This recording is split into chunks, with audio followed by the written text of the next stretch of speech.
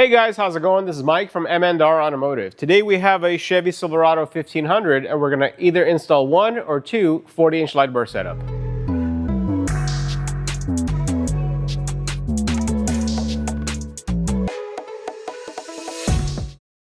First thing we have to do is remove this top cover. Let's go ahead and remove the hood latch first. I'm going to go ahead and take out these two torque screws. We're going to remove the latch because it's going to be in the way of us removing the top cover. I'm not going to move it far because we're going to reinstall it once we take the cover off. Now the next thing we're going to do is remove all these pins. So all you have to do is just lift the top of the pin up and you can pop it out. So we're going to go around the whole top cover and get the top head off and then just pry it from the bottom. So now with all the push pins removed, I'm going to go ahead and lift up on this and take this out of the way. With the top trim piece removed, I'm going to go ahead and reinstall the hood latch. The reason I want to do that, if you accidentally close the hood, it's going to be really difficult to get it open. So I want to make sure at least that the latch handle is back on. I'm going to take out some 10mm screws. 1, 2, 3, and 4. So next thing, we're going to remove 4 torque screws that are holding the inner liner.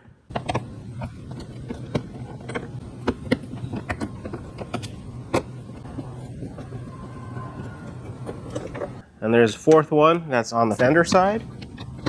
So we don't have to remove these 2. We just removed 1, 2, 3, and 4, just enough to peel back this liner, and that's going to give us access to the 3 vertical bolts that are holding the fender to the bumper. I'm showing you guys the bolts. It's hard to get the camera in here, so I'm showing with my finger. So this is one that I'm going to remove. If you go down, there is another one here, and there's one on the end. I'm going to show you guys how to remove it with a number 7 socket. So this is number 1. Now the next one is right here.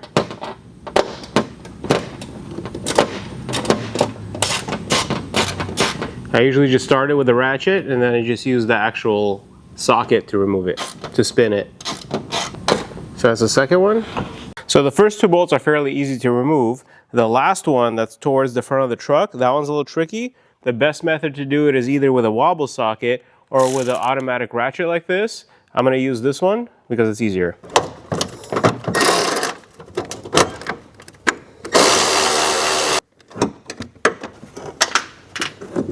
And here's the third one. Okay, so to summarize, we took out 3 7mm bolts. So one of them was facing down on the edge, one of them was down the middle, and the third one was towards the front. With the 3 bolts removed, we can now pull down and unclip the front. Let's do the same thing on the passenger side. Same thing, let's go ahead and take out the torque screws that hold the liner. And the last one we're going to do is this one. We're going to peel back the splash guard. And we're going to remove these 3 bolts facing down. So for the first 2, it's easier using a hand ratchet.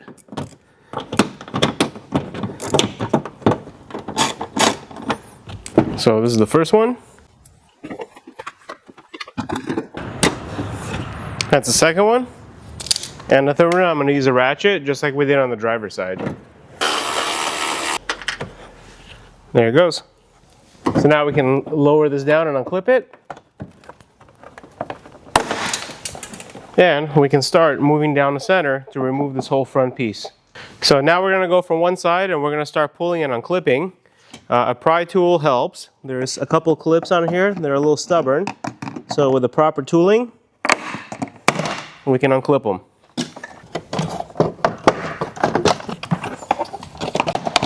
Okay, now we're going to go from the other side. Okay. Alright, so we're working from the sides towards the middle. And this is the bottom trim piece. We're going to set this aside. So now that we remove the front trim piece, we have access for 3 10mm bolts that are holding the bottom of the grill. That's one. Second one. And the third one. So now we have everything unbolted from the top and from the bottom. We can remove the grill. All right, so now we just have to raise up the tabs on the top of the grill. And we need to unclip these panels. There you go, that's one. That's two.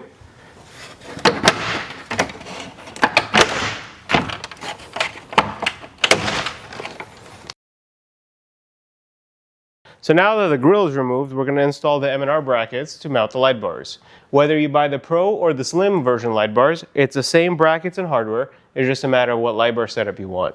But let me show you the brackets that you get. So you get a passenger and a driver's side bracket. You get the mounting hardware to secure the bracket to the truck, and you get the bolts and spacers for the light bars. Let's go ahead and show you how to install the brackets. So now we're going to remove these two rubber trim pieces. They're held by two clips on the bottom. So just raise this up and pop it out. So with two clips, we can go ahead and remove this. Let's do the same thing on the driver's side. So on the driver's side, same thing. We just want to lift up the head of the push pin. And then we can pry it out. And same thing for the bottom one. Lift it up. Pry it out and take it off. So we're going to remove two 10mm bolts. So we're going to set these aside. We're not going to be reusing those. So we're going to grab the passenger side bracket. You can see there's a cutout here for this plastic. The rail is towards the bottom side of the bracket, and we're going to install it with the tabs facing on the outside of the truck. So we're going to go ahead and install it like this with the supplied hardware.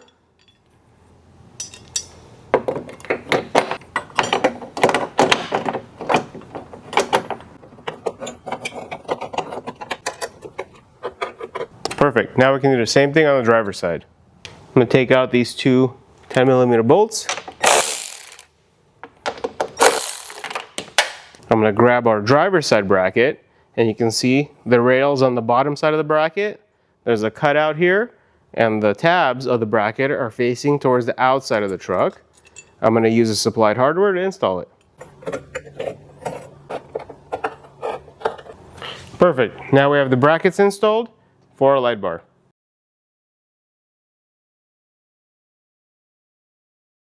So now that the brackets are installed on the truck, it's time to install your light bars. I'm going to show you how to install the Slim version first, and then the same thing with the Pro. So with your light bar, you're going to get some hardware. You're going to get bolts and spacers. So we're going to do one at a time.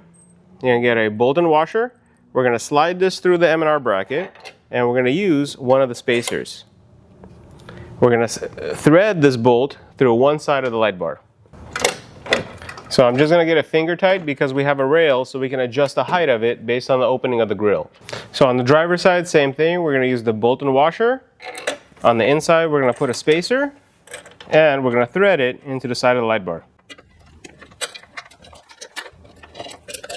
So the cool part about this rail system is that you can raise and lower the light bar to fit different grill styles. If you purchased a single light bar, then you're pretty much done. Align it, reinstall the grill, and start the wiring. So now that we've installed one, I can show you how to install the second. Same process as we did with the first. We're going to use a bolt with a washer. We're going to put a spacer on this end, and we're going to thread it into one side of the light bar. And we'll do the same thing on the driver's side.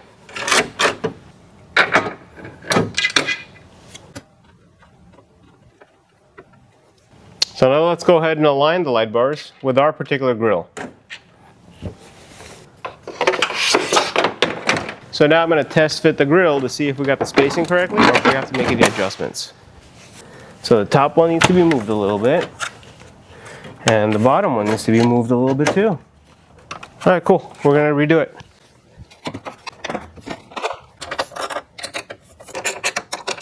Now we adjusted the light bar height, and we're going to test fit it again. The light bars actually fit within the slots, and they're going to provide great light output. So now we can assemble the front end and do the wiring. Now that you've seen the Slim setup, let me show you the Pro. The installation process is the same. The only difference is on the Pros, you get 2 bolts on each side, as opposed to the Slims, which only have 1. Let me show you how to install them. For the Pro light bar, you have 2 threads here. we have 2 bolts for each side of the light bar. Same thing like the slim light bar. You're gonna get your bolt and washer. You're gonna slide it through the M&R bracket. You're gonna put the spacer, and we're gonna thread it through the bottom of the light bar. I usually like to do one on each side before I start threading in the second. Let's go to the passenger. You get your bolt and washer, you slide it through the M&R bracket, you install the spacer, and we're gonna thread it through the bottom hole of the light bar. Okay, now let's go ahead and tighten it. Once again, the Pro light bar gets 4 bolts, 4 washers, and 4 spacers. So now we have to position the light bar to fit your grill style. You might have to put the grill on and try it a couple times in order to get the proper height of it. There's a rail system on the brackets, so that way it'll fit different grill styles. So for the grill style that we're using, we already checked that the light bar has to sit in the highest position because there's this plastic here, so it will fit perfectly in that spot as long as it's on top of the grill. So I'm gonna go ahead and tighten it just like this. So if you only want one light bar, then you're pretty much done. You can go ahead and route the wire into the engine bay, right next to the headlight, and put the grill back on. Make sure that this wire is zip tied to the bracket so that way it doesn't interfere with the active shutters. So now I'm going to show you how to add the second one. So same thing, I'm going to grab my light bar and I'm going to install the side bolts.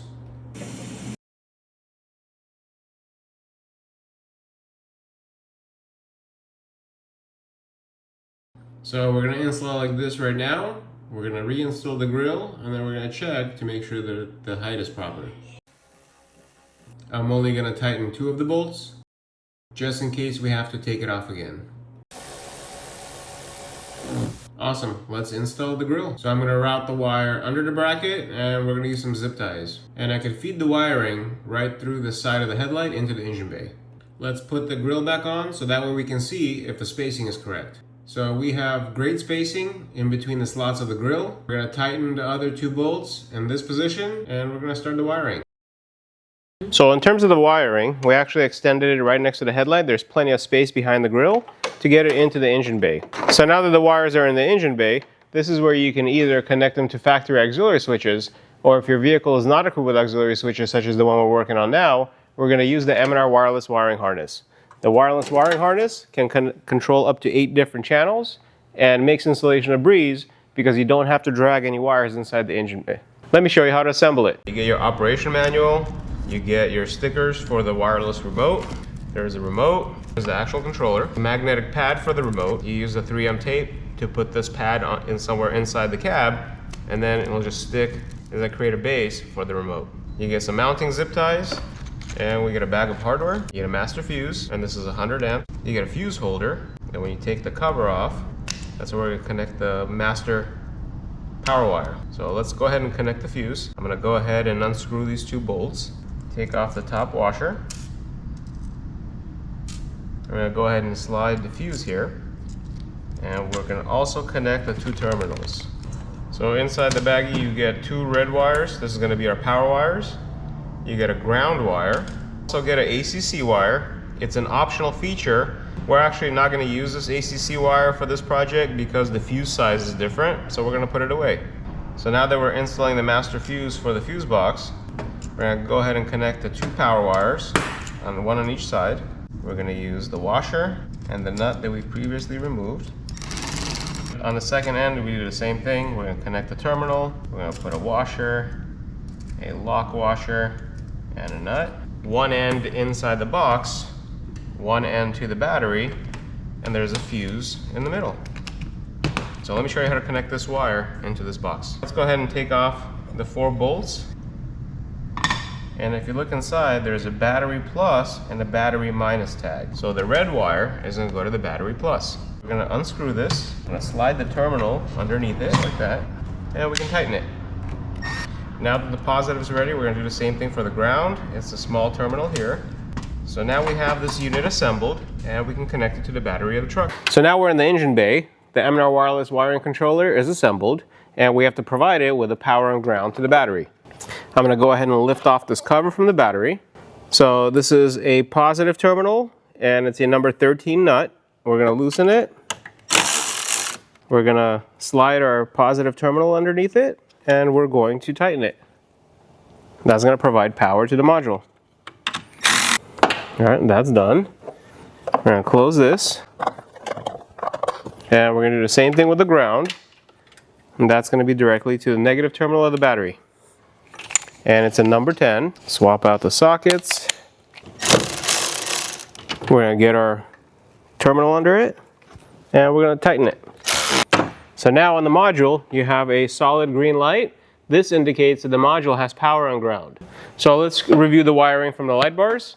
If you purchased a single function light bar, meaning it only has either powerful white light or powerful amber light, your light bar is going to have two wires. It's a red wire, which is the power, and a black wire that's a ground. If you purchased a dual function light bar, meaning that it has powerful white light as well as amber backlighting, you're going to have an extra wire. So you're going to have a black wire, which is the ground. You're going to have the red wire, which is the power to the main function, powerful white light. But you also get a white wire, which is going to be the power for the ambient light. So the first light bar I'm going to install is a single function. It's going to be the amber light bar. We're going to slide it underneath the module, just a power cable. And we're going to connect it to terminal number 1. That's going to be switch 1. That's going to be controlling it. Okay. Now we're going to get our second powers, which is going to be the dual function light bar. Let me get the ground cable out because we're only connecting the positives to the module. The black wires we're going to ground separately. Okay. We're going to get the red wire and the white wire into the module. We're going to use button number 2, channel 2, to control our powerful white light bar. And switch number 3 is going to be our amber daytime running light. So now that just leaves us to ground the light bars. We have the 2 black wires. So I'm going to take the 2 grounds, I'm going to fuse them together. They're going to share a ground. So I combined both grounds to one terminal. They don't have to be combined together. They can be individual as well. It's just easier because you only find one ground contact. You can use any bolt on a chassis to ground it. I like to ground it directly to the negative of the battery. So I'm actually going to use this terminal bolt. That's the same one that we use for the module. I'm going to slide the eyelet over it and the ground for the harness as well. So now that everything's connected, a lot of questions that we get is, how do you mount your module? What do you do with it? So you do have to mount it to a stationary place. There's either 2 ways. Number 1, you can zip tie it to something stationary like some kind of a metal brace. You can zip tie it somewhere here inside the fender well, or you can bolt it down to this fuse cover by drilling two holes and securing it from the bottom. But all you're trying to do is making sure that this is stationary and doesn't flop around in the engine bay. Let's go ahead and test the unit. We put the amber daytime running lights on 5 and 6, which is the low intensity amber. It doesn't blind oncoming traffic. And we put powerful white light on switch 1 and powerful yellow light on switch 2. So now let me show you how the slims look like. Button number 1, that was our amber light bar. Button number 2, that was our white light bar. If we remove these, button number 3 was just amber backglow, which is a low intensity backlighting that you can drive around town with. The difference between the amber DRL, which is low intensity, and the amber light bar is the fact that the amber light bar, the single function, will blind oncoming traffic, and the low intensity DRL option will not. Thank you guys for watching. I hope you guys got the confidence that you need to install this product yourself, and I know you guys are going to absolutely love it.